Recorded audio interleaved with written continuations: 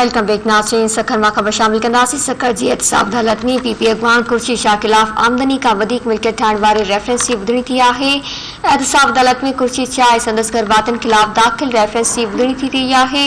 अवां खे आगाह कयूं पिया। खुर्शीद शाह सूदो 18 ॼणनि ख़िलाफ़ 1 अरब 23 करोड़ रुपयनि जो रेफरेंस दाख़िल आहे। खबर से शेयर कई पिया। सखर मां सखर जी एहतसाब अदालत में पीपी अॻवान खुर्शीद शाह ख़िलाफ़ आमदनी खां वधीक मिल्कियत ठाहिण वारे रेफरेंस जी ॿुधणी थी। एहतसाब अदालत में खुर्शीद शाह ऐं संदसि घर भातियुनि ख़िलाफ़ दाख़िल रेफरेंस जी ॿुधणी थी रही आहे। अवां खे आगाह कयूं त खुर्शीद शाह सूदो 18 ॼणनि ख़िलाफ़ 1 अरब 23 करोड़ रुपयनि जो रेफरेंस दाख़िल आहे। खुर्शीद शाह सूदो 18 ॼणनि ख़िलाफ़ 1 अरब 23 करोड़ रुपयनि जो रेफरेंस दाख़िल आहे। सखर मां अवां खे आगाह कयूं पिया। सखर जी एहतसाब अदालत में पीपी अॻवान खुर्शीद शाह ख़िलाफ़ आमदनी खां वधीक मिल्कियत ठाहिण वारे रेफरेंस जी ॿुधणी थी।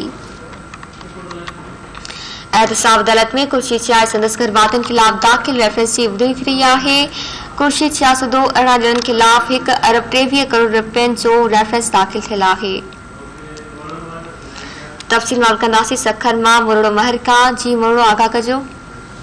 जी बिल्कुल। पीपल्स पार्टी के मरकजी अगवान सैयद खुर्शीद अहमद शाह उन जे घर भातियुनि ख़िलाफ़ आमदनी खां वधीक मिल्कियत ठाहिण वारे रेफरेंस जी एहतसाब अदालत में ॿुधणी थी रही आहे।